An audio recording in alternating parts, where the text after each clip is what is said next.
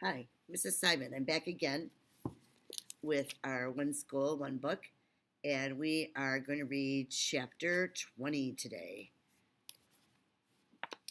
The Art of the Fake. When they met Christina in her office, she greeted them in a flush of excitement. Here you are. I've been thinking about this all day. She gave James' shoulder a quick pat and beamed at him.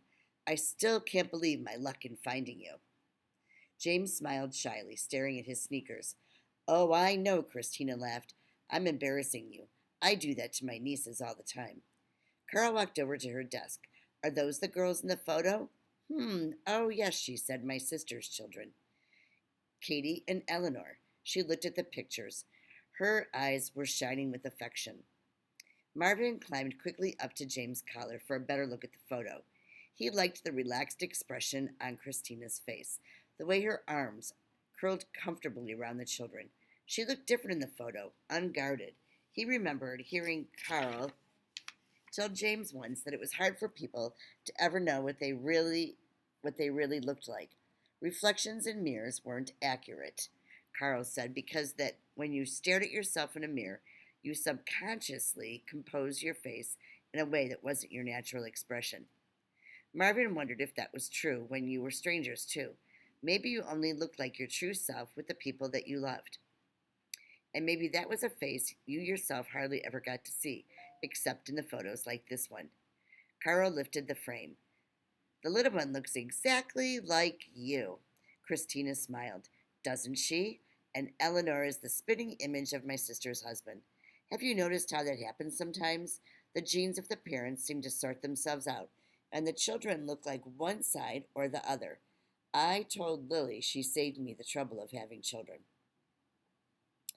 Carl tousled James's hair. Well, it's not so much trouble, really. Oh, I didn't mean it that way, Christina said, glancing at James. Anyway, it's the kind of trouble that I enjoy. Christina seemed to turn shy suddenly, bowing her head to focus on the stack of papers on her desk. Okay, these are from Denny. They're blank manuscript pages, old ones, from the 16th century. That's the trick to forgeries. Everything has to date correctly and show the right signs of wear. Caro frowned. But I thought you said it didn't need to be an exact copy, since you don't have to convince a collector, just some underworld art thief. That's right, Christina turned reassuringly to James. Your drawing will pass for the real thing, James. I'm sure of it, but we don't want anything on the surface to be a dead giveaway. She gently lifted the pages and set them on the table, removing the parchment overlay. The sheets were yellowed and tattered at the edges, marked by odd discolorations and blemishes. Marvin thought they showed every bit of their 500 years. The best forgers are meticulous about their materials, Christina continued. They use old paper taken from books or manuscripts of a period of time. They match the historic shades of ink. They age their work with tears and smudges. There's no surer sign of a fake than an image that's too perfect. Carl nodded. Anything real has flaws. Exactly. And in the art world, oddly enough, the flaws are what shows its value. James looked at the pages on the table. But what about my pen and ink set? It's not old. Can we still use that? Marvin thought, flexing his front legs. A thrill of anticipation coursed through him. If the drawing had to pass inspection by an expert, no. But James, you're able to make such delicate lines with that pen of yours, so like Durer's. What about the ink? Carl asked. The ink has to be brown, as it is in the original drawing. I've been working on that for the past couple of days. I have a sample to try. James, we may need you to do the drawing more than once just to get it right, okay? James nodded. Okay then, Christina faced the broad wooden table. Let's get you set up there. The museum closes shortly, and then Danny's going to bring you the original Fortitude. The real one? James turned to his father, looking worried. Carl raised his eyebrow. Can you do that? Just take it off the wall? There's no alarm system? Not during the day, just the guards. We move artwork around all the time, Christina answered. She twisted a strand of her hair, watching James. What is it, James? Are you nervous? Marvin looked at James' pale face. He was biting his lip. Christina touched his shoulder, and Marvin dove for the cover under his jacket collar. Don't worry, she said reassuringly. The drawing is protected by glass. You can't hurt it. I hope not, Marvin thought. He was trembling with excitement. He'd get to see it up close finally, the real drawing. Okay, James said in a small voice. Christina squeezed his arm. I'll check on Denny, she said, and fetched the ink. As soon as she left, James looked at his father. What if I break it or spill ink on it? Marvin cringed, thinking how often Mrs. Pompaday cautioned James not to spill. Carl laughed. You won't, buddy. It's in a frame, under glass. We'll make sure it's safe. But, Dad, it's like a masterpiece, right? Carl considered this. Well, it's not the Mona Lisa. It's not the Sistine Chapel. James looked at his father, puzzled. What makes this a masterpiece and not the other one? Marvin felt compelled to crawl from underneath James's collar to hear the answer. I didn't say that. A masterpiece is a great work of art. It's the best of an artist's work, one of a kind. Carl rubbed his beard. But sometimes people don't recognize a masterpiece for years and years, till long after the artist's death. He hesitated. It can be hard to say what makes one work stand out from the rest. What makes the Mona Lisa so special? On one level, it's just a picture of a woman smiling. James shrugged. It is just a picture of a woman smiling. But on another level, it's so much more, his father said. It's full of secrets. Is she proud? Sorry? Flirting? In love? Look at it long enough and you might come to your own answer. But it's a painting that can be seen in 100 different ways. He smiled a little. By that standard, Fortitude could be a masterpiece, I guess. A tiny masterpiece. Yes, James said, satisfied. Marvin gulped, wondering how it was going to feel to copy a masterpiece, or to try to copy a masterpiece. Not long after Carl and James's conversation, Christina appeared with Denny, who was carrying something wrapped in a white cloth.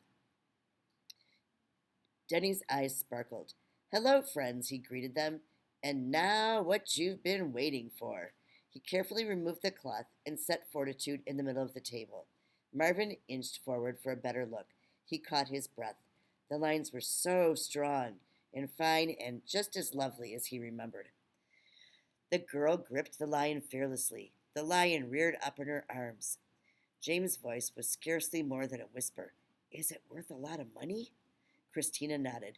We pay close to $700,000 for justice. Durer's virtue dates from the early 1500s, which makes them rare and even more valuable than most old masters' paintings. Denny nodded. His fingers lingered on the drawing's frame. The Getty was very lucky to get this one. The small size, the excellent condition, the detail, which is truly exquisite. More than 1,000 Dürer paintings survived, but his virtues are in a class of their own. He paused. There's a romance to them. James looked up at him. What do you mean? Well, justice, for example, it's a universal ideal. Civilizations depended on it. Wars were fought over it, and people died for it, or the lack of it. Christina reached for the dusty volume of Durer's prints and thumbed it quickly. There's a wonderful Plutarch quote. Do you know what that is, James? Philosopher and a historian in ancient Greece. She scanned the pages. Here, justice is the first of the virtues. For unsupported by justice, valor is good for nothing. And if all men were just, there would be no need for valor. What's valor? Asked James. Bravery, Carl said. Courage, or fortitude, Denny added thoughtfully. So Plutarch is saying, if everyone were fair, you wouldn't need anyone to be brave. Christina nodded. The Greeks thought the 4 cardinal virtues were related to one another. It was impossible to master one without mastering all of them. Denny smiled. Now Nietzsche, on the other hand, he turned to James. Famous German philosopher thought the opposite. He believed the virtues were incompatible. He said you couldn't be wise and brave, for instance. Marvin crawled back under the shadow of James' collar to contemplate this. It had been brave to show himself to James at the beginning of the whole adventure, after he had made the drawing, but it hadn't been very wise, probably. He thought of Durer's four drawings: justice, fortitude, temperance, and prudence. If you had to choose one virtue, which would be the most important? Was it better to be wise or brave? Reasonable or fair? Marvin decided that the answer to that question might depend on your situation. Are you ready, James? Denny asked. He raked his fingers through his hair and smiled encouragingly. I guess, James said. Marvin thought he didn't sound ready at all. Carl walked around the table to stand next to him, studying the drawing. Don't worry, James, Christina said. It's more important to be relaxed than to make an exact copy.